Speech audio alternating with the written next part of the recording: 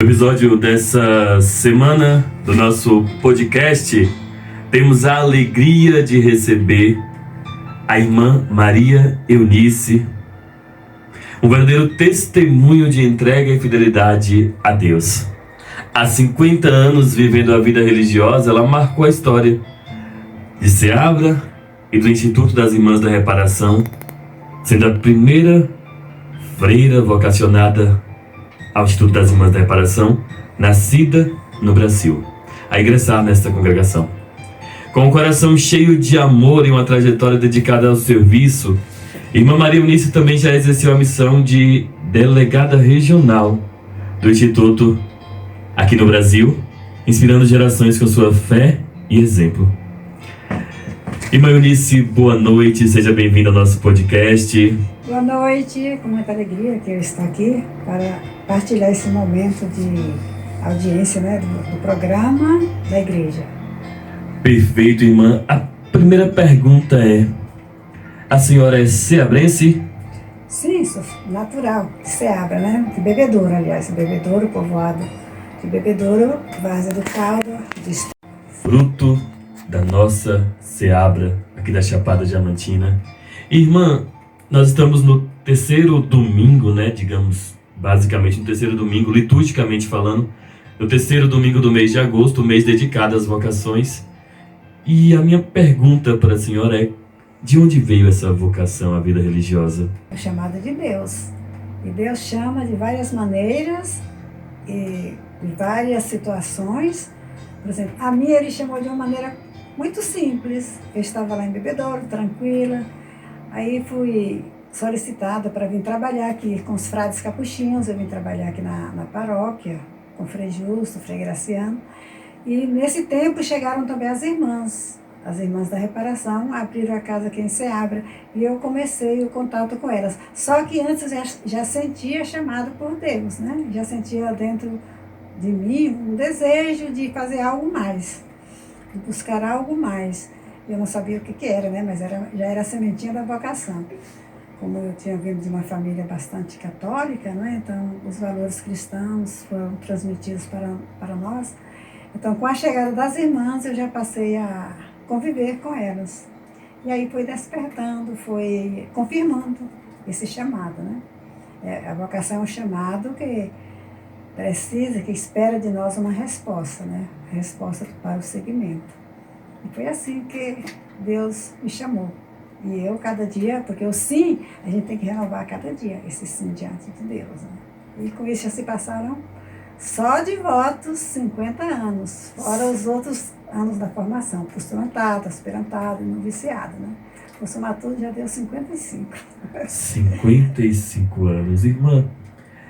Ouvindo agora, que está nos acompanhando agora, que tem escutado esse chamado, mas ainda não deu o sim.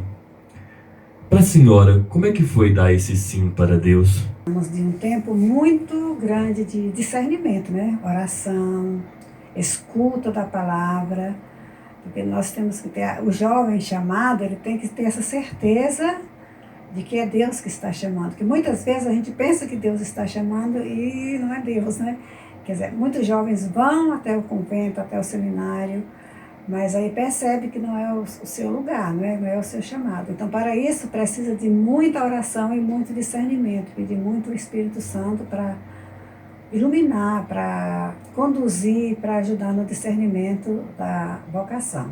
Porque a vocação é chamada de Deus, que exige a nossa resposta, e essa resposta ela tem que ser dada com muita consciência, com muita responsabilidade, e é fruto de oração.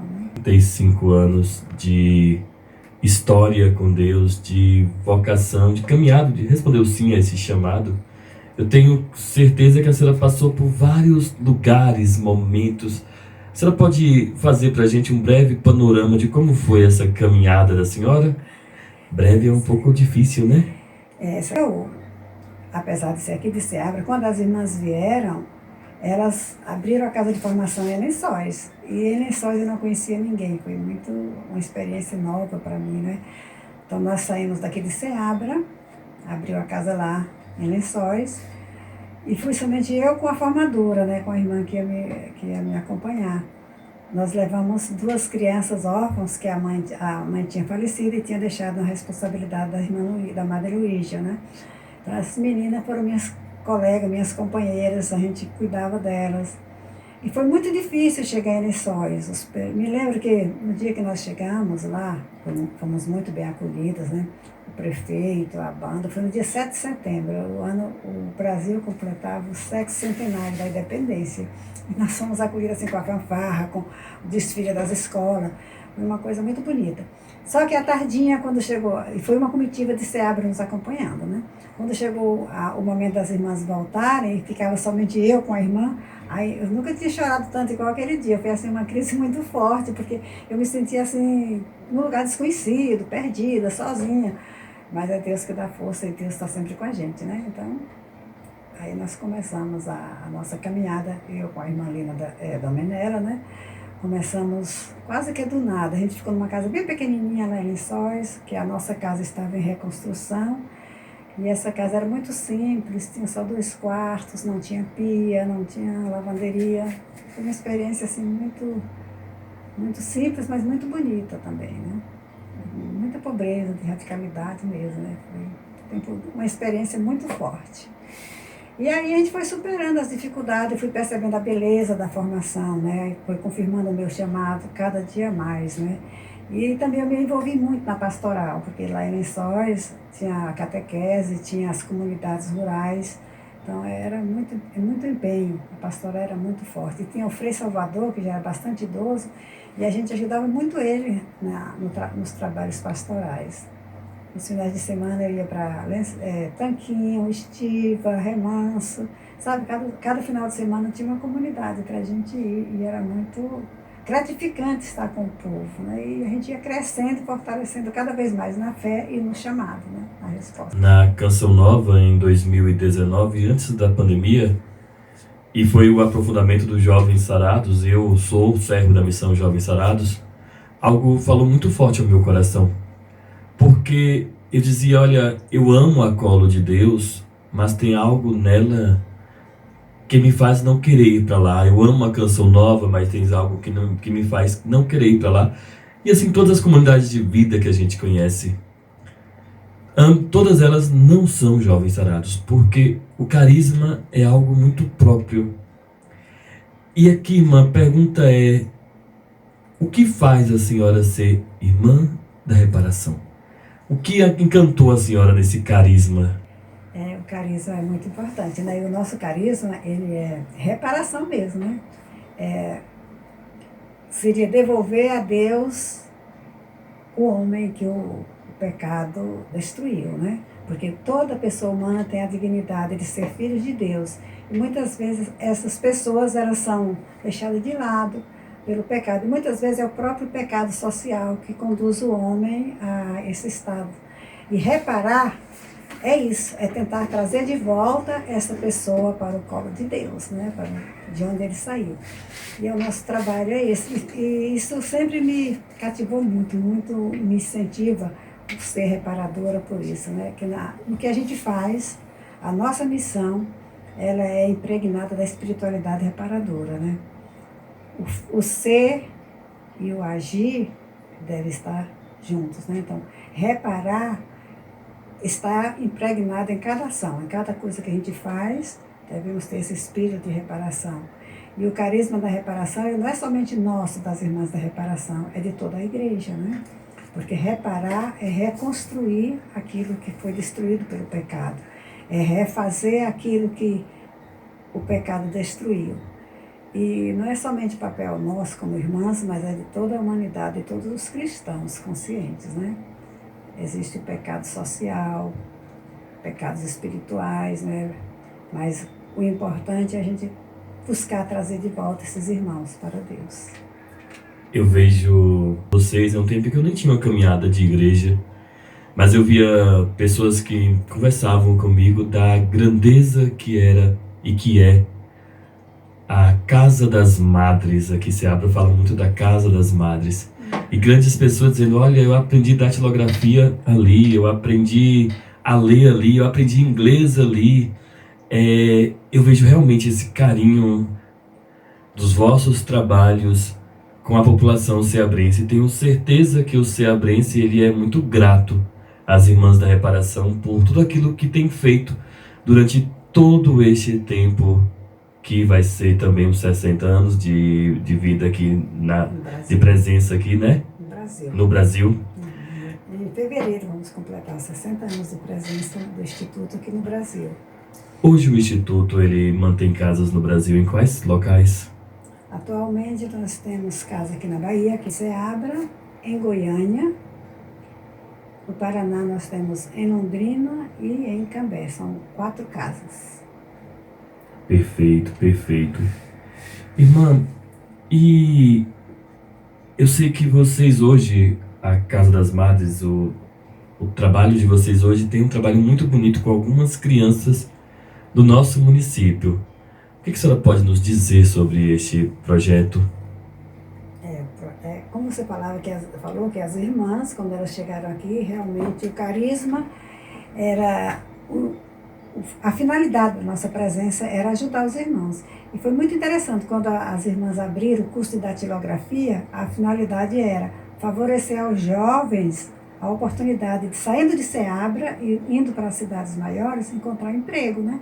Porque aquele tempo não é como hoje que tem o celular, que tem o computador, não tinha isso. Então o rapaz saía daqui de Ceabra, ia para São Paulo, tinha que ser ajudante, o servente, né, de pedreiro, porque não tinha outra profissão.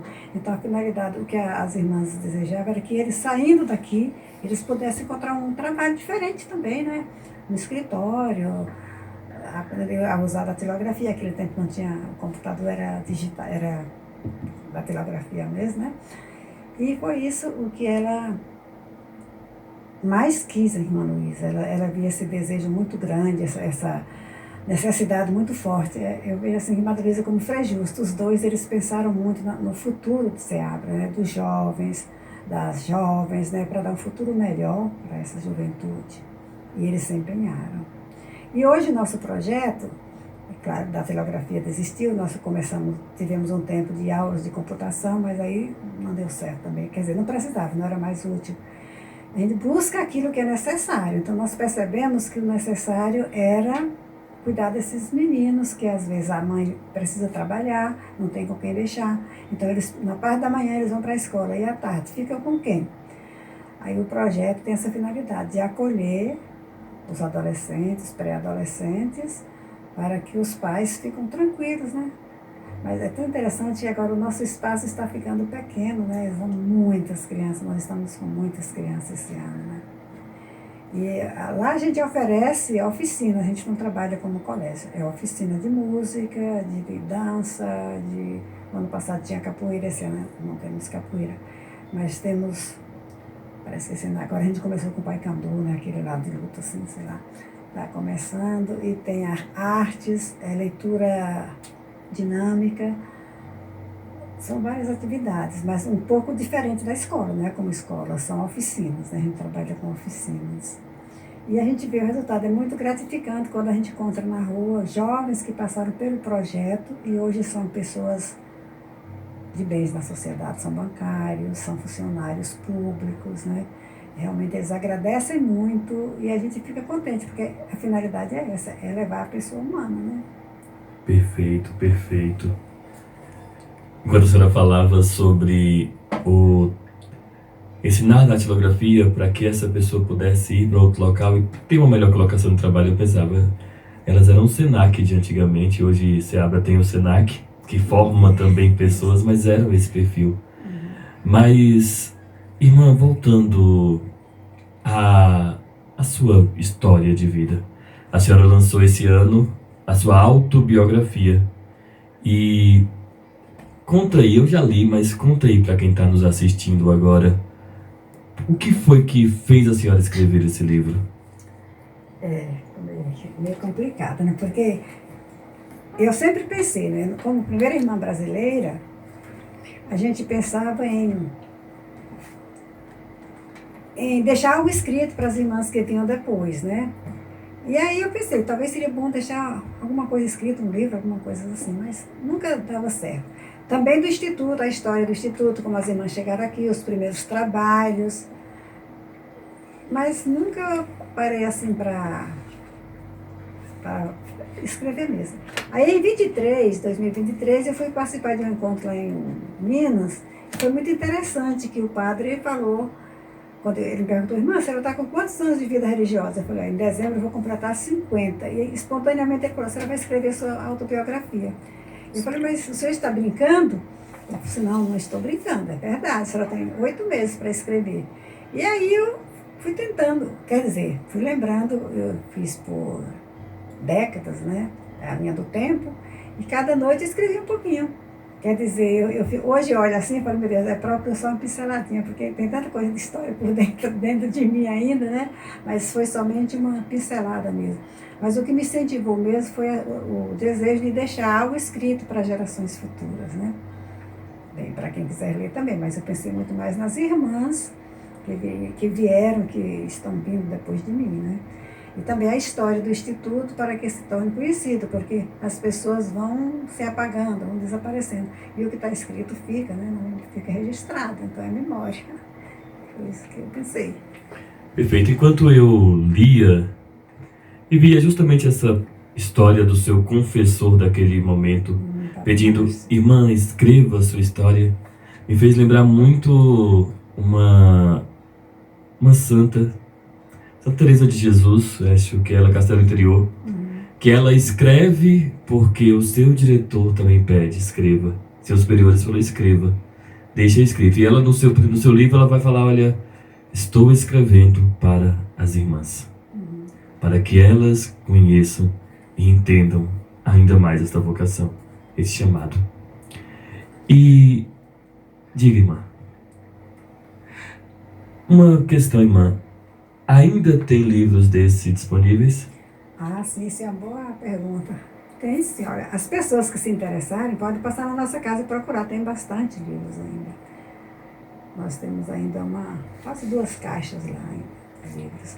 E é muito interessante que as pessoas procurem, estou até pensando agora falar com o Frei, durante as novenas, colocar também para ser vendido nas barracas, mas quem se interessarem pode passar em casa que a gente atende, né? Tem bastante livros ainda. Perfeito, perfeito.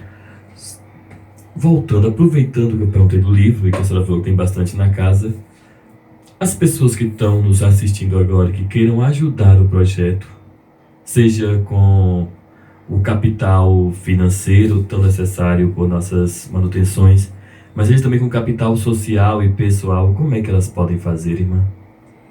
Nós temos os carnezinhos, nós temos também o Pix, é só avisar que quer, a gente coloca o Pix, né? E esse livro também, ele está sendo vendido, não é para o nosso gasto como instituto, é para o projeto, né? É como renda para a manutenção do projeto. Porque o nosso projeto, ele é filantrópico, a gente não recebe nada para manter o projeto. E é um pouco difícil. Esse ano a gente está passando assim, um momento bem difícil, porque sempre, nesses 2 anos que nós retomamos os trabalhos do projeto, nós recebemos uma ajuda do fórum, né? Mas como foram 2 anos seguidos, no terceiro eles não puderam repetir para a mesma associação. E aí a gente está sem verba esse ano, praticamente estamos sem verba. A gente está lutando, tem pessoas amigas que estão nos ajudando, mas está demorando de sair, né? Até agora a gente está dando conta com os recursos que ficaram do ano passado e o Instituto ajuda. A gente pede, tem que pedir mesmo, né? A gente pede a Madre para ajudar um pouco, porque tem que pagar os funcionários, os oficineiros, vários são remunerados, né? Então, não é baratinho, né? Uhum. Então a gente precisa. E a gente coloca, eu não queria nem colocar à venda, a intenção não era colocar, mas como nós estamos precisando, né, para o projeto, aí a gente colocou uma taxa de R$20, que é bem baratinho mesmo, né? Mas é só para ajudar nas despesas do projeto. Então, se você quiser se debruçar em uma história cheia de inspirações para a sua vida, cheia de momentos fortes nessa história da irmã Maria Eunice.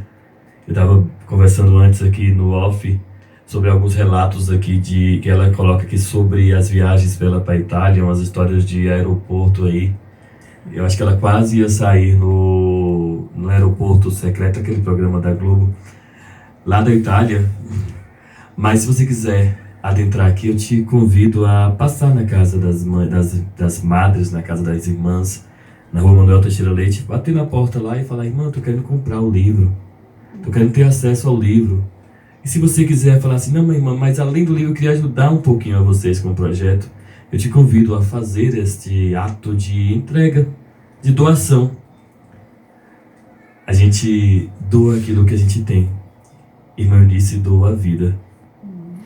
Nestes mais de 50 anos de vocação religiosa, ela doa a vida para ir atrás daqueles que mais precisam, daqueles que mais necessitam de encontrar-se com Jesus. Aqueles que, por vezes, nós como sociedade esquecemos. Por vezes, nós como sociedade viramos a cara às vezes. As irmãs se doam, uma doação de vida inteira, para fazer com que Jesus chegue até aqueles que não o conhecem, até aqueles que foram esquecidos pela sociedade, e para fazer com que essas pessoas encontrem o Senhor. Nós somos também chamados a ajudá-las nesse processo, no que nós temos e podemos. O pessoal ajuda muito, né? Deus, Ele é sempre providente naquilo que Ele nos coloca. Do aeroporto, e quem pegar o livro vai entender o que eu quero dizer, mas tinha algo que a senhora falava. Eu senti, o mais difícil que foi, eu senti Deus tomando conta de tudo. Deus sempre esteve presente. Em toda a minha história, é interessante, em toda a minha história eu sinto, ainda continuo sentindo essa presença forte de Deus, né? Deus é muito presente. E a gente passa por apuros, né? Mas Ele ajuda a sair, né? Tem coisas que acontecem assim que eu falo, meu Deus, Deus é bom. Deus é muito bom. Essa semana mesmo aconteceu um negócio muito interessante, que eu falei, Deus, como Deus é bom. Eu estava chegando em casa e eu falei para a pessoa, mas sabe que Deus é bom mesmo? Eu não me lembro agora o que foi, mas foi uma coisa assim, simples, mas que realmente foi uma prova concreta do amor de Deus, né? A gente, esses dias, conversava com o jovem falou, não vou para o encontro não, tô cansado, tô muito cansado, e aí ele foi para esse encontro, mesmo cansado. Eu liguei para ele para pedir uma coisa, e aí depois que ele falou que não iria, e eu liguei, eu vejo a mão de Deus falando, não, você vai. E aí ele falava, eu tô cansado, mas quando eu chego aqui eu descanso. E eu falava, mas Deus descansa, gente. Por vezes o cansaço que nós temos, nós só conseguimos descansar em Deus e para Deus. Irmã, separei um trechozinho curto da Bíblia. E a senhora falava aqui que Deus, Ele renova o nosso sim a cada dia. Que esse trecho seja conhecido da senhora, tenho certeza disso. Seja mais uma camadazinha no seu renovo de sim nessa noite. A palavra de Yahvé me foi dirigida nos seguintes termos. Antes mesmo de te modelar no ventre materno, eu te conheci. Antes que saísses do seio, eu te consagrei. Eu te constituí profeta para as nações. Eu sei, irmã, que não preciso nem perguntar. A senhora vai dizer, Alessandra, é minha vida. Jeremias vai dizer, eu sou pequeno, eu sou frágil, eu não sei falar. Vai falar um bocado de coisa. Mas o Senhor vai dizer, sou eu que falo. Sou eu quem vou. Sou eu que estou contigo. E eu sei, irmã, que nesses 50 anos, por vezes, alguns momentos, foi a fala de Jeremias no coração, mas Senhor, eu sou tão pequeno. Mas Senhor, eu sou tão frágil, talvez. E o Senhor continua batendo na porta, dizendo, irmã Eunice, sou eu que te vou na sua frente. Eu acho muito interessante, continuando aí, Yahvé fala que o nome da gente está gravado nas mãos dele, né? É muito forte isso, né? É interessante que na minha primeira profissão, a primeira leitura era do livro de Oséias, que ele fala assim, que eu te escolhi na ternura, na amizade, e tu conhecerás que eu sou Yahvé. E eu te escolhi na fidelidade. Então, eu percebo essa fidelidade de Deus é constante mesmo na minha vida. Deus é fiel, né? Ele é fiel naquilo que Ele promete. E nós, através da resposta do dia a dia, a gente realmente conhece esse Deus misericordioso, né? Deus é bondade, é ternura, é misericórdia. Isso a gente prova cada dia, né? Irmã, eu quero, já encerrando nossa conversa, agradecer imensamente a senhora pelo sim, sem ressalvas, de estar conosco neste dia. Nesse dia especial, como eu já falei, que a gente já celebra a vocação religiosa, o dia da vocação religiosa. Quero dizer à senhora que a sua vocação é muito cara para nós, é muito importante para nós. E quero dizer que às vezes é que nós não falamos isso, mas o coração sente. E desculpa por não falarmos isso várias vezes, mas nós somos muito gratos a Deus pela sua vida, vocação e missão. Porque nós estamos no mês vocacional, né? E eu gostaria de falar para os jovens, né? Que os jovens que estão nos ouvindo, que não tenham medo de responder ao chamado, né? Que Deus faz o chamado, mas Ele espera a nossa resposta generosa e gratuita, né? Então, quem se sentir chamado por Deus, procure as irmãs, procure os padres para esclarecer a sua vocação. Inclusive, nesse final de semana, nós vamos ter o encontro das religiosas de Irecê, comemorando o Dia dos Religiosos. Eles escolheram a paróquia de São Sebastião, a comunidade nossa das Irmãs da Reparação, para fazer o nosso encontro como religiosas e religiosos. Também os frades são convidados a participar conosco. Vai ser na segunda-feira. Amanhã nós vamos para a peregrinação em Lençóis, já vem 5 irmãs, já pousam conosco aqui, e domingo nós teremos um encontro o dia todo. É uma maneira da gente louvar e agradecer a Deus pelo dom da vocação, todos juntos como diocese, né? São as irmãs que trabalham na diocese de Irecê. Conte conosco, conte com nossas orações, para aquilo que a senhora precisar. Bate nossa porta sem medo, que dentro das nossas possibilidades, o nosso sim está aqui. Sou muito grato por esta noite, que Deus a abençoe imensamente. A você que esteve conosco, continue conosco, nós iremos ter a cada sábado mais um momento de conversa. Siga-nos no nosso Instagram, no nosso YouTube, os links vão estar aqui nesse perfil, tá bom? E vamos juntos fazer com que a palavra de Deus chegue a cada vez mais pessoas através desses momentos de testemunho com quem vive no dia a dia a realidade de um Deus que continua falando ao seu coração. Eu quero agradecer a vocês por essa oportunidade de vir falar esse programa, né? Foi muito bom. E agradeço pela oportunidade e também agradeço aos ouvintes, né? E sintam à vontade para qualquer coisa que vocês queiram perguntar sobre a vida religiosa, a vocação religiosa, e também sobre o projeto e sobre o livro, né? Então, estou à disposição. Muito obrigada. A nossa festa em louvor ao nosso bom Jesus, este ano completando 50 anos da Igreja do Bom Jesus, a nossa igreja de pedra. Então fica aqui o convite, a partir de sexta-feira, dia 22, às 19h30, na Igreja Bom Jesus, estaremos celebrando o novenário e festa do Senhor Bom Jesus de Seabra. Você é nosso convidado.